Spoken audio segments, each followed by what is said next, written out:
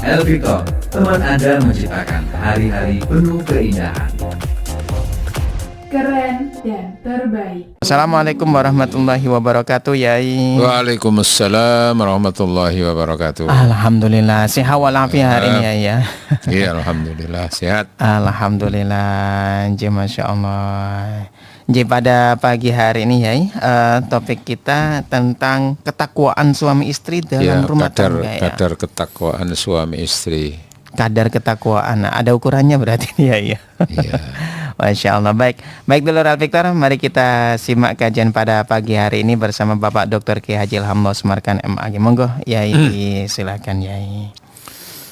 Assalamualaikum warahmatullahi wabarakatuh. Waalaikumsalam warahmatullahi wabarakatuh. Bismillahirrahmanirrahim. Alhamdulillahi rabbil alamin. Wassalatu wassalamu ala asyrafil anbiya wal mursalin wa ala alihi wa sahbihi ajma'in, amma ba'd. Faqad qala ta'ala a'udzu billahi minasyaitonir rajim. Innallaha ma'al ladzina taqaw wal ladzina hum muhsinun. Shadaqallahul adzim. Kaum muslimin, pendengar dan pengagum cinta ngaji katresnan, ngaji cinta Radio El Victor di mana saja berada, yang senantiasa dirahmati Allah, diberkahi Allah. Alhamdulillah, kita bersyukur Allah Subhanahu wa taala senantiasa melimpah curahkan rahmatnya kepada kita. Alhamdulillah, kita sudah berada di hari yang ke-10.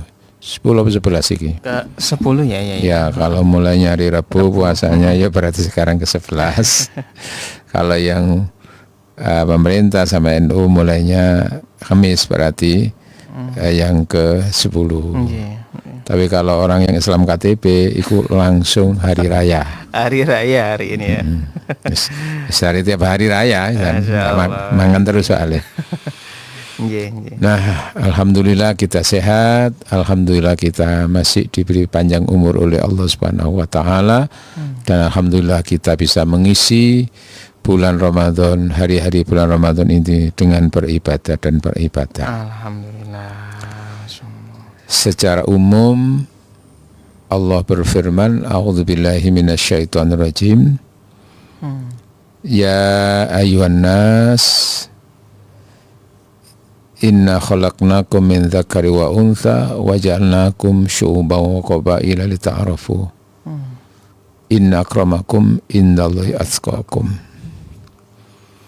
Wahai manusia, sesungguhnya kami telah menciptakan kamu, ada laki dan perempuan, ya, bersuku-suku dan berbangsa-bangsa, agar kalian saling mengenal, ya, saling bisa mempelajari masing-masing. Inna akramakum, tapi sesungguhnya yang termulia di antara kalian adalah yang paling bertakwa, atqakum. Maka kemuliaan manusia di hadapan Allah tergantung ketakwaannya. Bahkan di surat An-Nahl ayat 128 itu Allah menyatakan, Innallaha ma'al ladzina taqaw wal ladzina hum muhsinun. Sesungguhnya Allah itu bersama, ma'a itu dekat kan, menyertai orang-orang yang bertakwa dan menyertai orang-orang yang muhsin. Insyaallah. Melakukan segala sesuatu itu dengan sebaik-baiknya. Nah, Rasulullah Sallallahu Alaihi Wasallam itu ketika dalam problema, ketika ada masalah, ketika dikepung orang-orang kafir, ya, di Gua Thur, saat menghindari kezaliman dari orang-orang kafir itu kan, memberikan ketenangan kepada Abu Bakar, la tahzan innallaha ma'ana, la takhuf, jangan takut, Allah itu menyertai kita. Kata-kata menyertai itu kan menggambarkan Allah itu cinta, karena bersama. Sebagaimana kemarin kita bicara tentang indikator cinta itu kan akan senantiasa ingin berdekatan dengan yang dicintainya. Nggih, nggih. Nah ternyata Allah sudah memberikan indikator, memberikan informasi siapa yang didekati Allah, yang bersama Allah, orang-orang yang bertakwa. Insyaallah. Nggih. Nah, lalu ibadah puasa kan juga begitu arahnya. Kutiba alaikumus syiyamu kama kutiba alal ladzina min qablikum la'allakum tattaqun. Diwajibkan kamu untuk berpuasa sebagaimana umat terdahulu, agar dengan puasa itu kamu menjadi orang yang muttaqin, orang yang takwa. Menjadi apa? Orang yang termulia. Termulia, bukan termul yang sering kita dengar dilihat di medsos itu, gara-gara saling mencaci maki, ono ternak, termul, ono terjal, ternak imul, ono ternak dajjal, semacam itu, bukan itu, tapi ini ya termulia di sisi Allah, mulia di sisi Allah Subhanahu wa taala, orang yang takwa. Nah, hubungannya dengan suami istri, derajat ketakwaan suami istri. Derajat ketakwaan suami istri. Kadar ketakwaan seseorang itu pertama tentu dilihat dari ibadahnya, ibadahnya dengan Allah. Ya, ibadahnya dengan Allah dilambangkan dalam pelaksanaan rukun Islam. Ya, takwa itu kan pengertiannya menjalani perintah-perintah Allah, menjauhi perintah-perintah Allah itu baik perintah yang bersifat wajib maupun bersifat anjuran atau sunnah. Menjauhi larangan Allah itu bisa yang berdampak pada dosa besar dan juga dosa-dosa yang kecil. Dijauhi. Oke. Ini hubungannya dengan Allah, dilewatkan ibadah-ibadahnya itu. Suami istri ya berapa ibadahnya kepada Allah, ya, dan ketakwaan itu diukur dari pelaksanaan ibadah-ibadah tadi itu. Nah, hubungannya dengan ketakwaan di hadapan Allah itu kan juga tergantung nanti hati masing-masing dalam beribadah itu. Hati masing-masing, ya, dengan kadar keilmuannya. Karena nilai ketakwaan seseorang itu kemuliaannya juga dikaitkan dengan ilmu yang dimiliki masing-masing dalam beribadah itu. Secara umum Rasul menyatakan, ya, fadlul alim alal abid, perbedaan orang yang berilmu dengan orang yang hanya beribadah tanpa ilmu itu kafadli ahladanakum, seperti kemuliaanku diukur dengan orang yang paling rendah di antara kalian. Waduh. Paling rendah ya. Nah, maka kadar keilmuan seseorang dalam bertakwa, kadar keilmuan suami dan istri dalam beribadah itu juga sangat menentukan derajat di hadapan Allah Subhanahu wa ta'ala. Tapi karena ini suami istri sudah terjalin, maka bagaimana kelebihan dari pasangannya tadi dalam hal ilmu itu bisa ditulurkan pada pasangannya. Kebetulan suami yang lebih pintar dalam ilmu, maka ilmu itu disampaikan kepada istri. Atau kemungkinan istri yang lebih tahu dalam urusan agama, maka istri yang menyampaikan kepada suami. Akhirnya kedua-duanya sepakat untuk meraih ketakwaan, meraih kemuliaan bersama dalam rumah tangga di hadapan Allah Subhanahu wa ta'ala. Kan begitu. Jadi terkait dengan keilmuannya, lalu terkait dengan akhlaknya masing-masing. Itu kan terkait ilmu, lalu terkait dengan sabda Rasulullah, akmalul mu'minina iman ahsanul khuluqa, sesempurna-sempurna orang beriman itu adalah yang terbaik akhlaknya. Nah, akhlak suami di hadapan Allah, akhlak istri di hadapan Allah melalui ibadah-ibadahnya tadi itu kan menentukan juga derajat masing-masing itu. Nah, karena ini sudah menjadi suami istri, bagaimana akhirnya kedua-duanya itu saling mensupport akhlak masing-masing. Kalau suami yang lebih tinggi akhlaknya, maka memberi pembinaan kepada istri. Kalau kebetulan akhlak istri itu yang lebih tinggi daripada suami, maka istri bisa mempengaruhi kesadaran suami untuk juga berakhlakul karimah, kan bisa. Ya. Makanya suami saling mempengaruhi untuk lebih baik kan kalau bisa. Tapi kan kadang-kadang memang mempengaruhi untuk bisa lebih jelek, salah satunya itu. Iya gitu. Oke. Jadi ada ilmu, ada akhlak. Lalu hubungannya dengan ketakwaan suami kepada istri, ketakwaan istri kepada suami. Takwa kan salah satu sisi adalah kehati-hatian atau takutnya seorang suami kepada istri, takutnya istri kepada suami. Jadi kalau bahasa akhlak itu begini, dalam bahasa komunikasi itu Rasul memberikan arahan, malam yarham soghirona walam yuwakkir kabirona falaysa minni. Barang siapa yang tidak bisa memberikan kasih sayang kepada yang lebih muda, ya kan, dan tidak bisa memberikan penghormatan kepada yang lebih tua, maka ia bukan umatku. Itu hadis ya. Ya.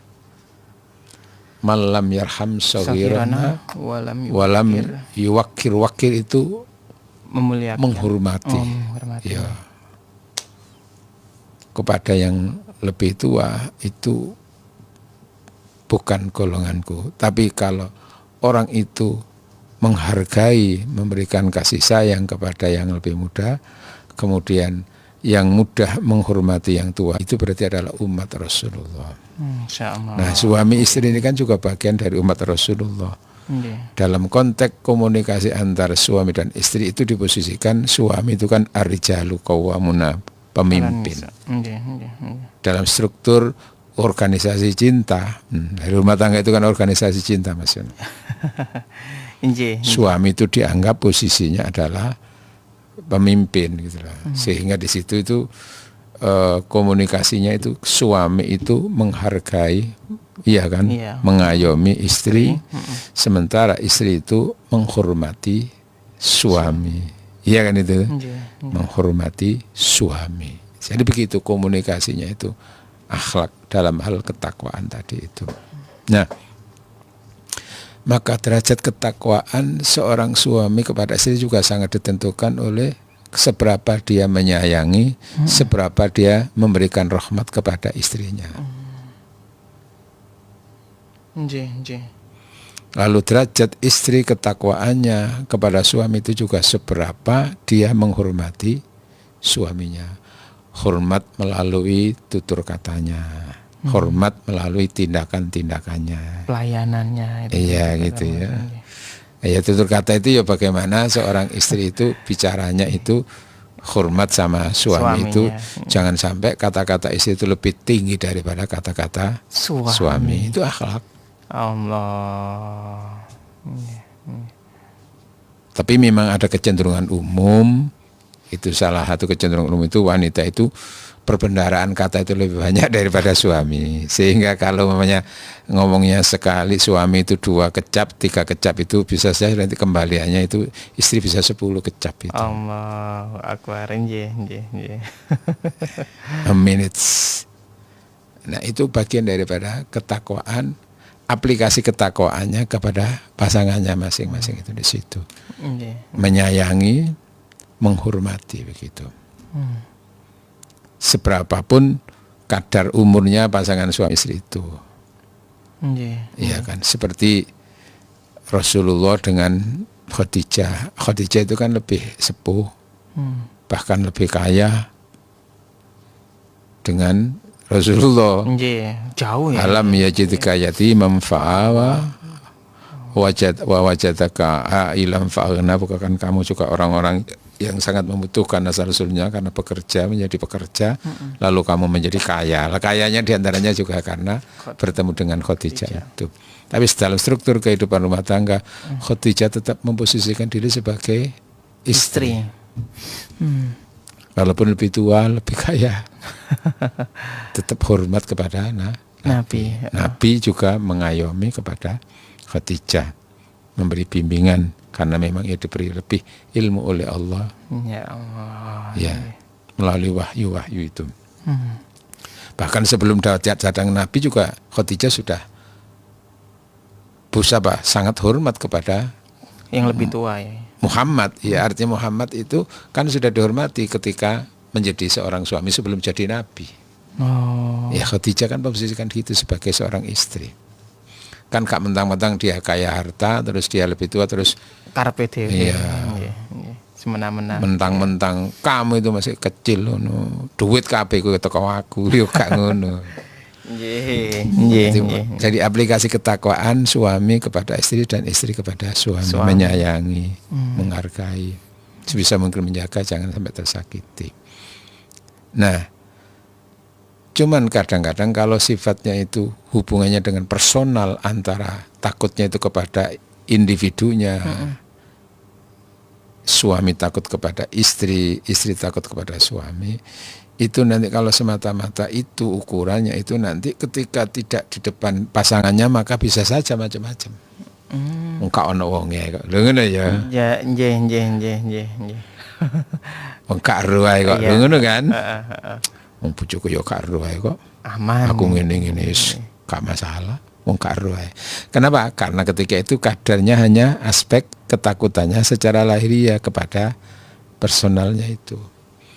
Maka yang tertinggi itu adalah ketakutan seorang suami kepada istri, ketakutan istri kepada suami dalam hal menyakiti masing-masing, menyinggung masing-masing. Ya Allah. Makanya ada istilah kalau suami takut istri itu ada istilah isti. Katanya macam-macam itu kan takut sama istrinya. Nggih. Aku nek katanya macam-macam ini aku diamprok ngono. Seneni cerewet. Seneni ndok ngarep wong akeh ngono, wedi. Iya, Tapi nanti kalau itu ukurannya ketika nggak ada istrinya, ya macam-macam wong karo ya. Iya, ada indikatornya berarti ya. Iya. Mumpung gak ono wong lho ngono ya kan. Isti. Sebagaimana juga istri takut suami ketika ada suaminya. Aku macam-macam dikaploki karo bojoku aku. Wedi aku. Tapi ini gak apa lho ngono. Katakanlah itu mau atau menyembunyikan sesuatu atau menyembunyikan uang umpamanya begitu. Ya. Karo ae kok ngono. Ngono ora anjene aku iya kan. Tapi karo gak apa-apa. Nah, ya Allah. Maka di situ ada istilah isti, ikatan suami takut istri. Tapi ada yang lebih mulia.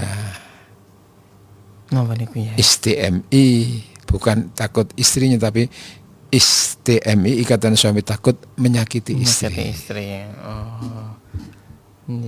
Sehingga itu ada istri atau tidak ada itu kenapa? Karena ia merasa diawasi oleh Allah yang mengawasi kita semua, malaikat. Makanya itu kadar ketakwaan itu terkait dengan waskatnya itu. Pengawasan melekat. Pengawasan melekat ya. Pengawasan malaikat. Malaikat ya. Jadi gampangannya itu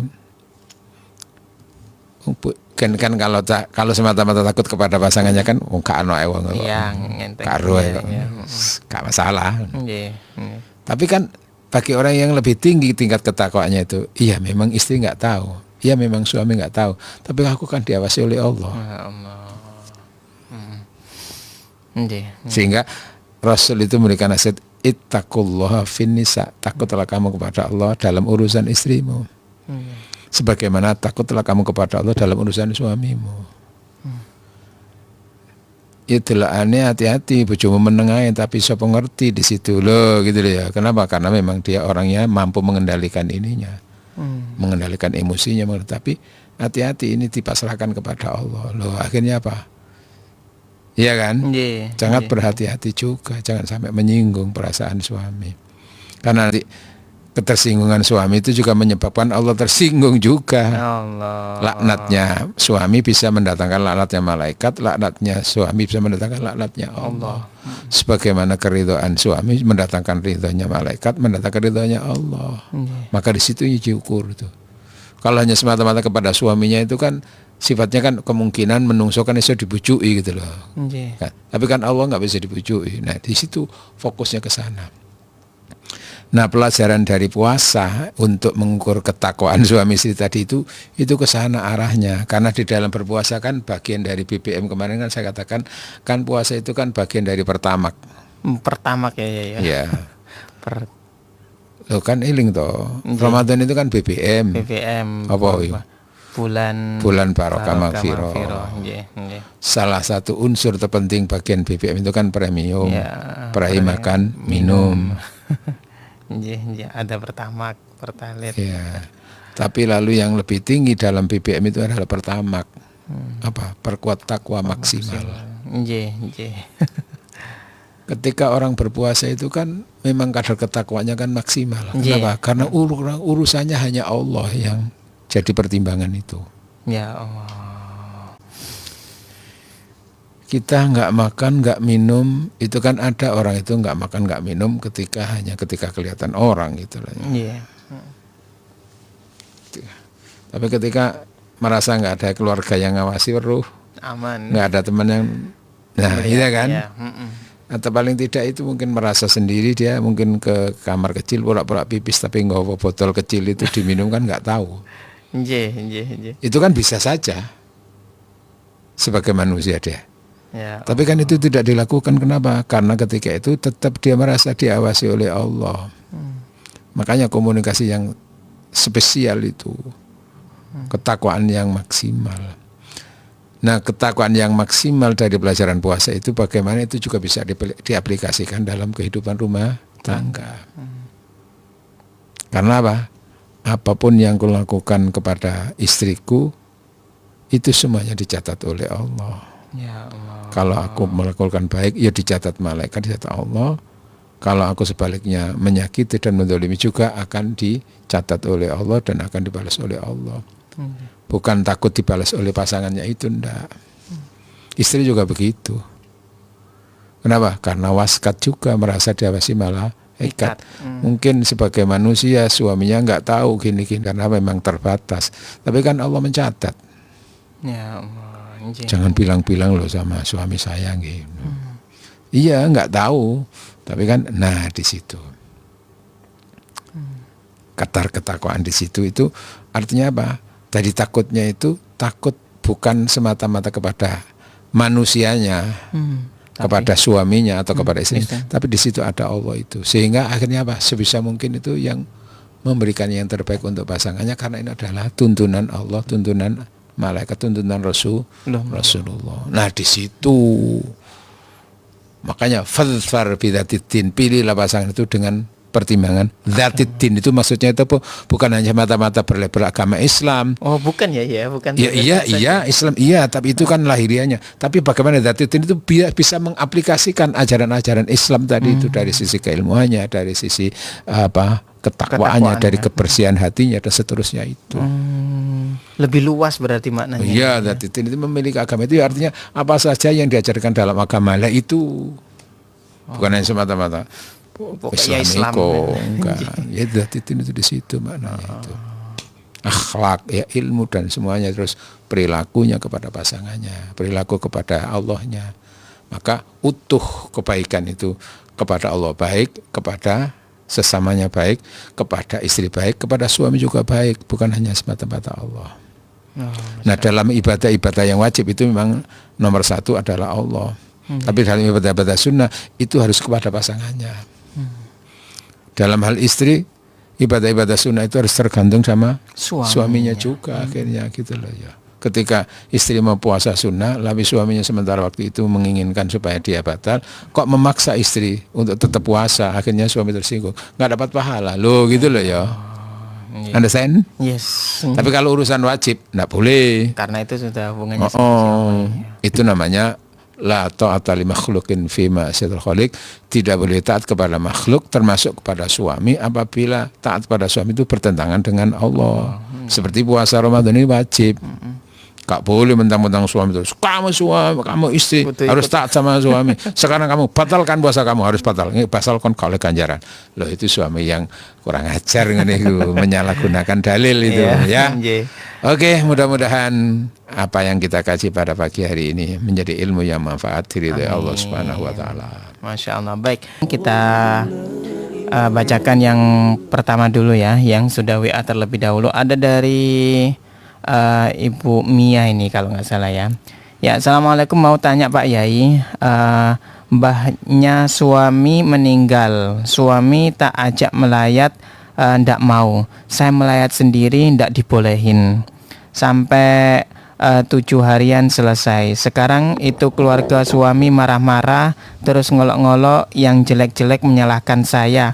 Katanya suami takut pada saya, makanya nggak mau datang dan nggak mau nganggap saudara lagi. Itu gimana saya harus bersikap di hari Lebaran nanti waktu kumpul sama keluarga suami? Ya, itulah tidak mau itu kan ada kemungkinan karena ada faham yang salah. Kalau paham yang salah itu sudah angel. Atau karena memang dasarnya wis malas, wis gak usah ngono-ngonoan wis iki. Ya, maka karena faham yang salah, kan ada yang modelnya itu kalau orang ziarah atau apa itu kan langsung ke orang itu fondus itu kultus atau musyrik atau apa gitu ya, khawatir apa. Tapi ada orang memang semata nggak gelem, sekalinya ini gak gelem mikir wong mati gitu. Gak mikir, gak pengen repot-repot gitu. Nah, maka ketika dalam komunikasi suami istri itu lalu seperti itu, ya diberi penjelasan tapi kok tetap umpamanya suami itu tidak berkenan, maka ya sudah, yang namanya mendoakan itu tidak harus datang ke tempat itu. Boleh mendoakan dari rumah ya, karena dalam kondisi suami seperti itu gitu loh ya. Karena mendoakan orang meninggal kan tidak diharuskan. Cuman memang kalau datang itu tentu lebih real, akan dilihat itu sama keluarganya ya. Sama meninggal itu. Oh, sama meninggal aja. Tapi kalaupun kau tidak datang itu ya tetap doa itu akan diketahui, dirasakan itu. Karena kan itu sudah alam arwah kan, jangan alam fisik itu. Mendoakan saja sambil mendoakan suami supaya juga suami itu orang-orang yang diberi bimbingan oleh Allah Subhanahu wa taala tentang pentingnya untuk berziarah itu kepada leluhur, kepada orang tua itu. Itu nggih. Tapi ketika itu ya jangan dipaksakan dulu. Selama suami itu seperti itu sikapnya. Karena itulah penting sebetulnya memang berjodoh itu dengan orang-orang yang memiliki pemahaman yang sama ya, seimbang atau pemahaman yang sama gitu loh. Kalau dampaknya ke keluarga nanti gimana ya ini? Ya kan itu kan ya tadi itu karena keluarga kan menilai. Kenapa? Yang dinilai tadi kan suaminya takut istri apa tadi? Iya, suaminya apa namanya itu? Yang tidak mau itu kan apa itu? Yang tidak mau tadi itu apa? Istri apa suami? Suaminya tadi? Yang nggak mau. Nah, ya, padahal terus? Itu mbahnya suaminya. Oh gitu ya. Akhirnya perspektifnya yang melarang itu istrinya itu tadi. Akhirnya nanti diolok-olok itu tadi. Makanya nanti harus bersikapnya gimana? Ya itu tadi itu. Ya tetap ya ketika bisa ketemu dengan keluarganya tadi disampaikan aja. Ngapunten saya itu ya mungkin kepada saudaranya atau kepada keluarga yang lain itu. Rakyat kula niku ngeten. Nah kula niki mboten sekeco. Tapi kalau tetap senasa mboten diaro iku kalau tetep ndongakno ngono. Itu akan lebih baik gitu. Nyari bawahnya. Ya sudah, karena memang kita itu hidup tidak pernah bisa lepas dari kemungkinan penilaian orang. Tapi kalau kita sudah benar, ya sudah kita pasrahkan kepada Allah Subhanahu wa taala. Gitu ya. Insyaallah. Nggih. Baik, Yai, ngapunten waktunya juga terbatas ini dan mohon maaf dulur karena terbatas ini ya. Mungkin bisa sesi selanjutnya nggih. Monggo kita tutup dengan doa Yai. Nggih, mudah-mudahan apa yang kita lakukan semuanya bernilai ibadah, diterima Allah. Al-Fatihah. A'udzubillahi minasyaitonir rajim. Bismillahirrahmanirrahim. Iyyaka na'budu wa iyyaka nasta'in. Iyyaka na'budu wa iyyaka nasta'in. Shiratal ladzina an'amta 'alaihim ghairil maghdubi 'alaihim waladdallin. Amin. Wassalamualaikum warahmatullahi wabarakatuh. Waalaikumsalam.